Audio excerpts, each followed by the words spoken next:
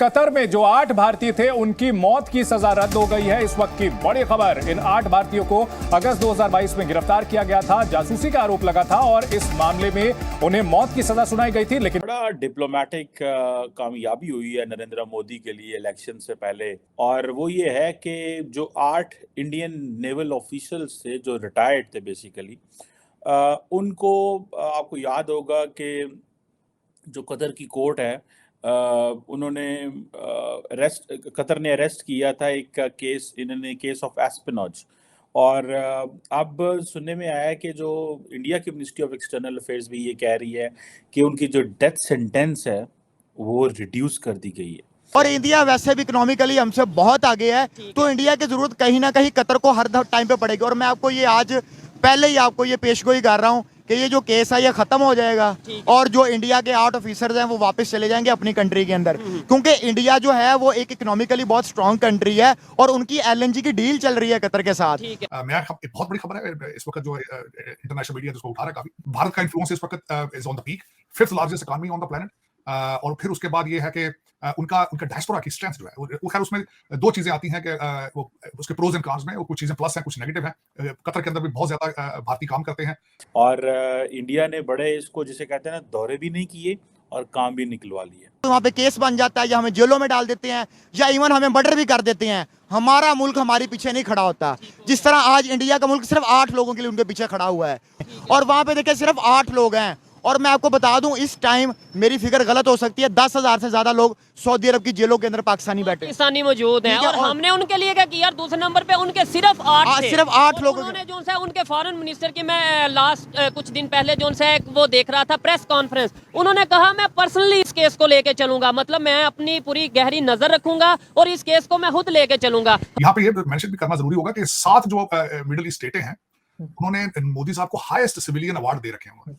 और जो भारतीय डायस्पोरा है उसका इन कंट्रीज के अंदर, कतर के अंदर, यूएई के अंदर, बहरीन के अंदर उनका बड़ा इन्फ्लुएंस है, बिजनेस है, उनके टेक्नोक्रेट हैं।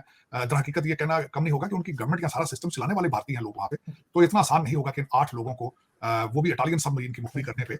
दोस्तों, जब ये न्यूज आया था कि कतर ने हमारे 8 एक्स इंडियन नेवी ऑफिसरों को फांसी की सजा दिया है, तब हमारे जितने भी दुश्मन थे वो बहुत ज़्यादा खुश हो रहे थे, क्योंकि इसके पीछे एक तरीके से आप कह सकते हो कतर जानबूझकर ऐसा किया था, क्योंकि कतर चाहता था कि वो ऐसा करके, क्योंकि एक तरीके से कह सकते हो हालांकि कतर ने प्रूफ तो नहीं दिया है, अगर मान लेते हैं ये सच भी है, कतर इसे एक मौके के तौर पर इस्तेमाल करना चाहता था, भारत को ब्लैकमेल करना चाहता था ताकि भारत कतर के साथ ज़्यादा डील करे, और आखिर में वही हुआ। हालांकि अब तक पता तो है नहीं कि भारत जो एलएनजी का डील आगे बढ़ाया है या नहीं बढ़ाया है, वो आने वाले टाइम में पता चल जाएगा, मतलब पर्दे के पीछे क्या नेगोशिएशन हुआ है। लेकिन ये भारत के लिए बड़ा जीत है, जो हमारे दुश्मन पाकिस्तान समेत बाकी भारत के अंदर लोग खुश हो रहे थे कि नहीं ये भारत का छवि खराब होगा इससे, वो तो ऐसा हुआ नहीं। अब पाकिस्तान मीडिया में भी इस बात को लेकर डिस्कशन हो रहा है और वो लोग भी हैरान है कि ऐसा कैसे हो गया। आप ये वीडियो को एंजॉय करिए, मैं मिलूंगा आप सबसे वीडियो के आखिर में, और आप सबसे रिक्वेस्ट है ये वीडियो को ज़्यादा से ज़्यादा लाइक शेयर करना बिल्कुल मत भूलिए। और ये एक जिसे कहते हैं आपके एक बड़ी डिप्लोमेटिक विक्ट्री है फॉर इंडिया। को याद होगा कि फर्स्ट ऑफ जो थी आई थिंक उसमें अमीर ऑफ कतर जो थे, 1 दिसंबर if I am not wrong, amir of Qatar जो थे उनकी दुबई में मोदी साहब से मुलाकात हुई थी। और मैंने तब भी ये कहा था, if you have been watching me, मैंने कहा था कि जो प्राइमरी एजेंडा था प्राइम मिनिस्टर मोदी के लिए कतर की अथॉरिटी से वो यही था। और इंडिया ने बड़े इसको जिसे कहते हैं ना दौरे भी नहीं किए और काम भी निकलवा लिए। देखिए होता ये है कि फॉर एग्जांपल एक होता है doctor Jaishankar, national security adviser, वज़ीर आज़म, या कोई बंदा बार बार वहाँ पे जा रहा है और लेकिन गए कोई नहीं है वहाँ पे बगैर जाने के ही उन्होंने मसला हल कर लिया है। बेसिकली वो इंडिया को अलर्ट पर रखना चाहते थे, जिसे वो कहते हैं ना कि वो समझते थे कि इंडिया को थोड़ा सा झटका लगाएं, और वो उन्होंने अपनी किसी न किसी हद तक उन्होंने झटका वो लगा लिया है। दे वांटेड कि इंडिया को हम बताएं कि हम क्या कर सकते हैं, क्या है इशू जो भी था वो हम एक साइड पे है। इंडिया के बहुत अच्छे ताल्लुकात हैं सऊदी अरब से, याद रखें, यूएई के है कि उन्होंने इटालियन सबमरीन है उसके लिए उससे वहां उसकी इंफॉर्मेशन जो है वो इजराइल को दी है। लेकिन बड़ी सीवियर पनिशमेंट है जो कि मेरे ख्याल में मिडिल ईस्ट और ये स्टेटें जो हैं वो एक्सरसाइज हमेशा करती है, लेकिन फॉरेनर्स के लिए, अपने शहरियों के खिलाफ वो इतनी सख्त सजाएं नहीं देते। आपने देखा होगा कि सऊदी अरेबिया बिलखुसूस पाकिस्तानी, बंगाली, नेपाली इस तरह के लोगों को फांसियां भी देंगे, हाथ भी काटेंगे, सारा कुछ। लेकिन मैं समझता हूँ कि जासूसी के एलिगेशन के ऊपर इतनी सख्त सजा देनी, मैं बहसीत स्टूडेंट ऑफ लॉ में ये बताना चाहता हूँ कि सजा जब दी जाती है उसके कई एलिमेंट होते हैं कि जो इन्फॉर्मेशन दी है इन्होंने उससे जानी नुकसान कितना हुआ है, किसी मुल्क को कितना नुकसान हुआ है, उसकी सजा की नौयत, इन सारे माली नुकसान हुआ है, रिप्यूट का नुकसान हुआ है, उसका तखमीना, ये सारी चीजें लगा के उसको किया जाता है।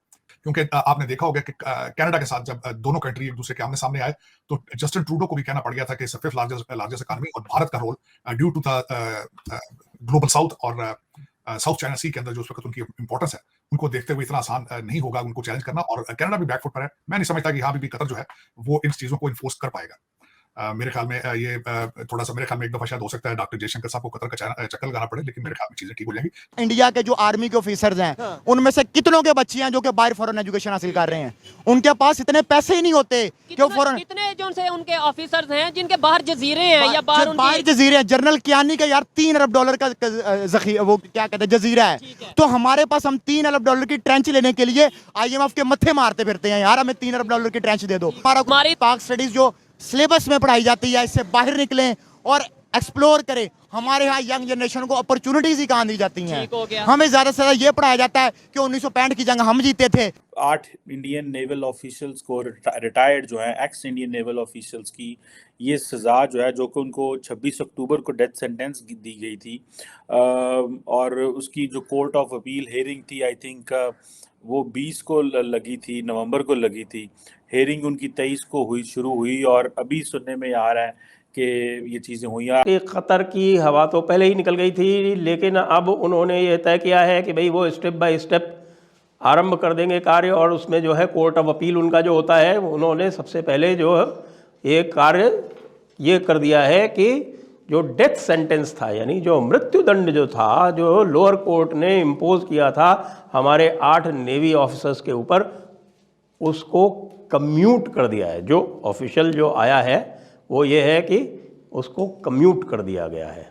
तो कम्यूट करने का अर्थ है कि उसको समाप्त नहीं किया गया है, उसको कम कर दिया गया है। कम करने का अर्थ है कि अब उसको जेल के टर्म में बदल दिया गया है। और दोस्तों सबसे बड़ी जो आपको मीडिया में इस पॉइंट पर बातचीत नहीं मिलेगा, कतर भी एक तरीके से अमेरिका का पॉपेट देश है। और कतर अगर आप भारत के कहने पर राजी हुआ है, क्योंकि जैसे आप सब लोग तो जानते हैं कि यूरोप समेत जो गोरे वाले कंट्री है या फिर इंग्लिश स्पीकिंग यूरोपियन कंट्री है, वो अमेरिका की बातों पर एक तरीके से आप कह सकते हो चलते हैं, और अमेरिका जो भी कहता है वो वैसा करने के लिए मजबूर होते हैं। लेकिन अगर मिडिल ईस्ट में देखोगे, मिडिल ईस्ट में सऊदी अरेबिया अमेरिका के साथ अच्छा दोस्ती है, लेकिन कतर सबसे ज़्यादा इंपॉर्टेंट कंट्री है अमेरिका के लिए। और कतर में एक तरीके से आप सबको पता होगा अमेरिका का बेस भी है, और कतर भी अमेरिका जो कहता है उस हिसाब से करता है। ये जो 8 इंडियन नेवी ऑफिशियल अरेस्ट होना, इसके पीछे अमेरिका का हाथ भी हो सकता है। हालांकि ये वाला एंगल कभी निकल कर नहीं आएगा, क्योंकि पर्दे के पीछे ये सब बातचीत होगा। लेकिन जो कंट्री के साथ अमेरिका का इतना अच्छा रिलेशन है, और जितने भी एक तरीके से आप कह सकते हो उस रीजन में मतलब अफगानिस्तान में जब तालिबान था तो तालिबान के साथ नेगोशिएशन में भी कतर मदद कर रहा था। इजराइल वाले इशू पर भी जितने हमास वाले हैं वो सब जाकर कतर में बैठे थे। जब मतलब हमास के पास अमेरिकन ओरिजिन के नागरिक थे तो कतर के जरिए अमेरिका ने वहां से नेगोशिएशन करके अपने नागरिकों को वहां से सही सलामत निकाला था। तो अब अगर कतर के साथ भारत ने ये हमारे जो ऑफिशियलों को निकाला है, ये बड़ी भारत की जीत है।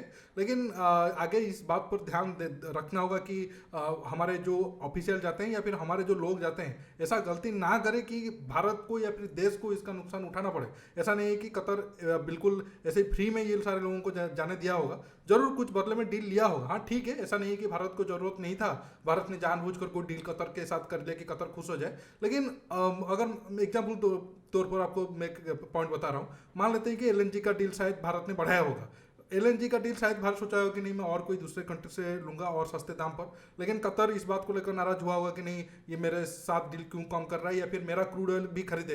कतर क्रूड ऑयल भी बनाता है, तो इस बात को लेकर भारत के ऊपर दबाव बनाया होगा। भारत ने बोला हाँ चलो ठीक है, एक साल तक तुम्हारे पास हम खरीद लेते हैं, कुछ पैसा थोड़ा ज़्यादा बहुत ऊपर लगेगा, लेकिन हमारे जो ऑफिशियल है या फिर हमारे जो छवि है वो खराब नहीं होगा। ये मैं आपको समझाने के लिए एक पॉइंट मतलब आपको दे रहा हूँ।